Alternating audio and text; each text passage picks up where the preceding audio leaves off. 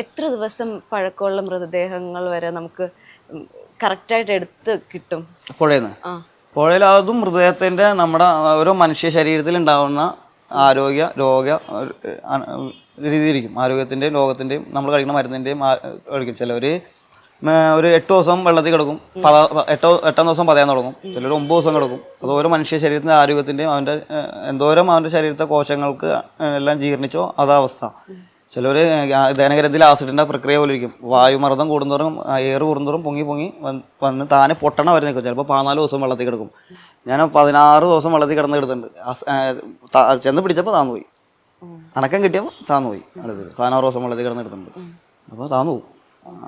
പതഞ്ഞ് അവസാനം പതയാവും. എല്ലാം മാംസമൊക്കെ അങ്ങനെ വെള്ള കളറായി എല്ലായിടത്തും ചിന്നി ചെറിയ പതയാവും മൊത്തം. പിന്നെ അസ്ഥിയായിട്ട് താഴ്ന്നു പോകും. വയറ് പൊട്ടിക്കഴിഞ്ഞാൽ തീർന്നു, താഴ്ന്നു.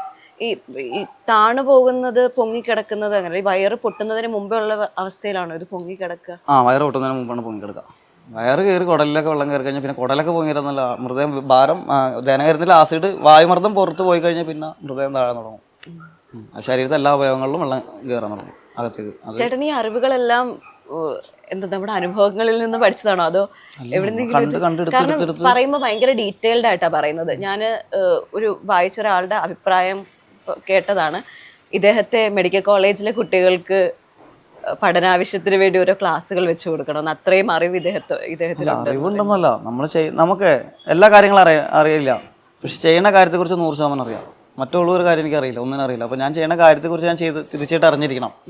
എന്താ കാര്യം ഒന്നും അറിയാതെ ചെയ്തിട്ട് കാര്യവുമില്ല. എന്തെങ്കിലും അറിഞ്ഞിട്ട് വേണ്ടേ നമുക്ക് ചെയ്യാൻ. അപ്പോൾ ഉടനെ എല്ലാം കണ്ടു പഠിച്ചുമല്ല, ഞാൻ ഒരുപാട് വർഷം ആശന്മാരുടെ കൂടെ പോയി. അതിനുശേഷം അവർ ചെയ്ത് കണ്ടാണ് നമ്മളും കണ്ടു പഠിച്ചതാ.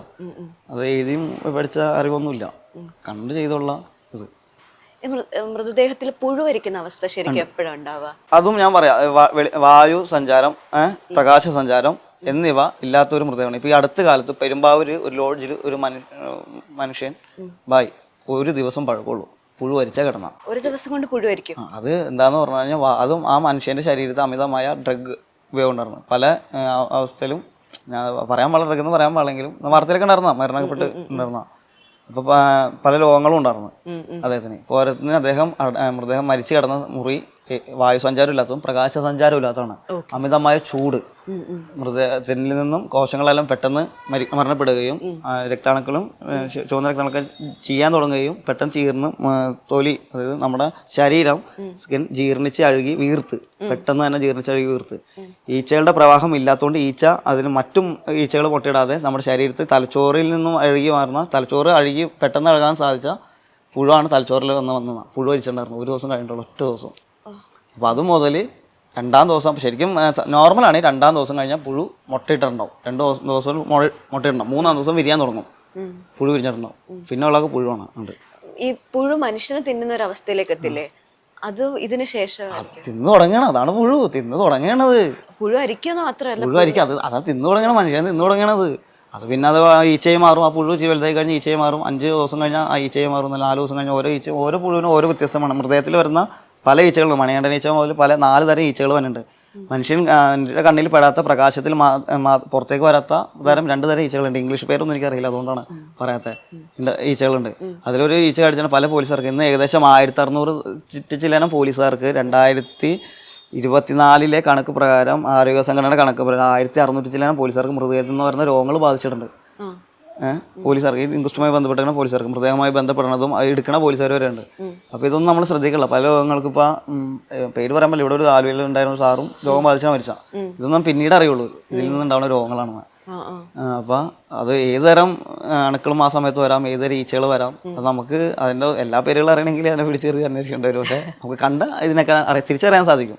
എൻ്റെ പേരൊന്നും അറിയില്ലെങ്കിലും കണ്ടാൽ തിരിച്ചറിയാൻ സാധിക്കും. അല്ല, ഇങ്ങനെയുള്ള ഈച്ചകൾ ചേട്ടനെ എപ്പോഴെങ്കിലും ആക്രമിച്ചു? എന്നെ അടിച്ചില്ല. എൻ്റെ പാട് ഇപ്പോഴും കാലമുണ്ട്. 6 വർഷം മുമ്പ് കടിച്ചത്. അത് എന്ന് പറഞ്ഞാൽ കടിക്കല്ല, നമ്മുടെ ശരീരത്തിൽ സ്കിന്നിൽ മുട്ടയിടും. അത് നമ്മളറിയില്ല. ആ ചൊറിയാൻ തുടങ്ങുമ്പോൾ നമ്മൾ ശ്രദ്ധിക്കുള്ളൂ. അപ്പോഴാണ് വീർത്തുണ്ടാവും. പിന്നെ അതിൽ നിന്ന് മുട്ട വരും. അത് പുഴുവായിട്ട് വരണം.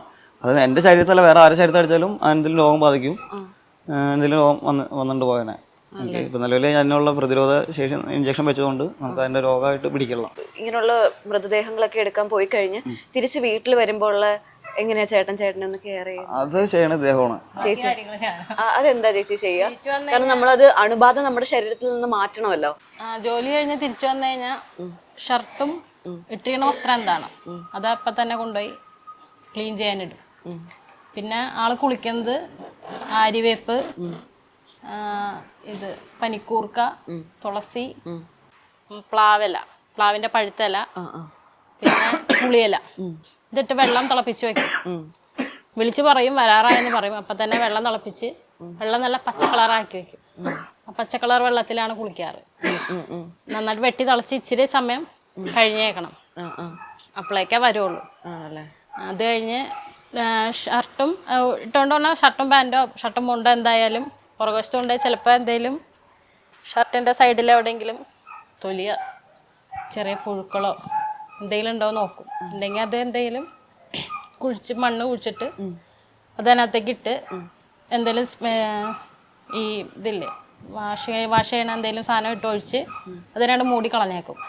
എന്നിട്ടാണ് ഷർട്ടോ പാൻറ്റോ ഷർട്ടോ മുണ്ടോ എന്തായാലും കൊണ്ടുപോയി സോപ്പ് വെള്ളത്തിൽ മുക്കി വെക്കും.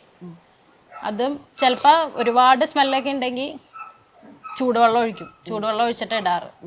അത് കഴിഞ്ഞാൽ ഒരു മണിക്കൂറൊക്കെ കഴിഞ്ഞ് കഴിയുമ്പോൾ എടുത്ത് അലക്കി നല്ല വെയിലുള്ള സ്ഥലത്ത് വിരിച്ചിടും. ഇതാണ് വന്നു കഴിഞ്ഞാലുള്ള റൂട്ടീൻ. ചൂടുവെള്ളം നെയ്യ് പൊങ്ങി പോരും. നെയ്യോ? ഷർട്ടില് ഒട്ടിപ്പിടിച്ചിരിക്കുന്ന നെയ്യ് ഉണ്ടാവും അല്ലേ? നെയ്യെല്ലാം പുറത്തേക്ക് വരും. ചൂടുവെള്ളം ഒഴിച്ചുമ്പോൾ അത് പൊന്തി വരും. ചേട്ടൻ ശരിക്കും കൈകൊണ്ട് വാരിയാണല്ലേ എല്ലാം എടുക്കുക? കൈകൊണ്ട് വാരി ഇങ്ങനെ ഇതുപോലെ തൊലിയും മാംസവും ഒക്കെ ശരീരത്ത് പറ്റി ഈ പാന്റിന്റെ അടിയില് ഈ ഭാഗങ്ങളില് ഷർട്ട് നെഞ്ചിന്റെ ഈ സൈഡ് ഇത്ര സൈഡില് ചിലപ്പോഴൊക്കെ ഉണ്ടാവാറുണ്ട്, ബ്ലഡ് ഉണ്ടാവാറുണ്ട്. അപ്പൊ അതൊക്കെ ചൂടുവെള്ളം ഒഴിച്ച് കഴിയുമ്പോ നെയ്ക്കുണ്ടെങ്കിൽ പൊന്തി പോകുന്നുള്ളൂ. ചേച്ചിക്ക് എപ്പോഴെങ്കിലും ഇത്രയും കഷ്ടപ്പാട് കാണുമ്പോ ചേട്ടാ പോണ്ട എന്ന് പറയാൻ തോന്നിയിട്ടുണ്ട്? പോണ്ട ഞാൻ പറഞ്ഞിട്ടില്ല. എൻ്റെ ഇഷ്ടങ്ങളെ എതിർക്കാറുമില്ല, എൻ്റെ ഇഷ്ടങ്ങളെ ഞാനും എതിർത്തിട്ടില്ല. ഇപ്പൊ എൻ്റെ വിശ്വാസങ്ങളെ ഒന്നും എതിർക്കാനോ ചോദ്യം ചെയ്യാനോ വന്നിട്ടില്ല. ഞാൻ അതുപോലെ തിരിച്ചു ഒരു ഇഷ്ടങ്ങളെ ഞാൻ ചോദ്യം ചെയ്തിട്ടില്ല. ഇഷ്ടമുള്ള ജോലിക്ക്, ഇഷ്ടത്തോടെ ചെയ്യണ ജോലിക്ക് ഞാൻ തടസ്സം പറയാം. നമ്മള് ഭാര്യമാരെ സംബന്ധിച്ച് നമ്മുടെ ഭർത്താക്കന്മാരെ സമൂഹം അംഗീകരിക്കണം എന്നുള്ളൊരു അതിയായ ആഗ്രഹം നമുക്ക് എപ്പോഴും ഉണ്ടാവില്ല. അംഗീകരിച്ചില്ലേലും അവഗണിക്കരുത് എന്നുള്ളൊരു ആഗ്രഹം ഉണ്ടാവില്ലേ? അങ്ങനെ എപ്പോഴെങ്കിലും ഒരു ഭയങ്കര വിഷമമുള്ള ഞാൻ വന്നതിന് മുമ്പ് ഒരുപാട് പേര് തരം താഴ്ത്തിയിട്ടുണ്ടാവും. ഞാൻ വന്നതിന് ശേഷം ആരും ഒന്നും പറഞ്ഞിട്ടില്ല. ചോദിച്ചാൽ അവരെന്നോട് പറഞ്ഞാൽ തിരിച്ച് നല്ല മറുപടി പറയുകയും ചെയ്യും. അവരാരും അന്വേഷിക്കേണ്ട കാര്യമില്ല. എൻ്റെ കെട്ടിയോന്ന് ഞാൻ അന്വേഷിച്ചാൽ പോരെ. എനിക്കില്ലാത്ത അപമാനവും വേദനയൊന്നും വേറെ ആർക്കും വേണ്ടല്ലോ. അങ്ങനെ മാസമായിട്ട് മറുപടി കൊടുത്തിട്ടുണ്ട് ആൾക്കാർക്ക്.